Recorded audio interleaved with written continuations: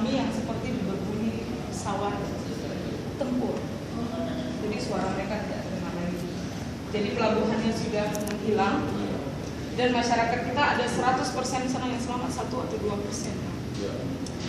Dan kalau ibu dan bapak masih ada sempat mungkin kapan-kapan datang ke Pantai Ulele itu, kalau memang airnya surut itu masih nampak keramik-keramik rumah masyarakat itu masih nampak, karena mereka cukup banyak, cukup padat tinggal di pinggir pantai. Walaupun pemerintah kita sudah menggalakkan jangan tinggal lagi di pinggir pantai, tapi kita tidak bisa menyalahkan mereka karena mata pencarian tadi sudah tidak ada lagi, cuma untuk bersantai aja. Enggak masih. Oh, sekarang ada rumah-rumah lagi. Itu di daerah Ulele itu, tidak jauh dari PLTD aku, sekitar 6 kilo. Bukan Lampu. Bukan Lampu. Silakan ibu dan bapak sebelah sini. Ya. Nah, ini adalah kawasan di pinggir di Masjid Raya Baitur Rahman. Masih saja kita evakuasikan mayat-mayat. Setelah kita kumpulkan mayat-mayat tersebut, kita masukkan ke dalam satu liang lahat.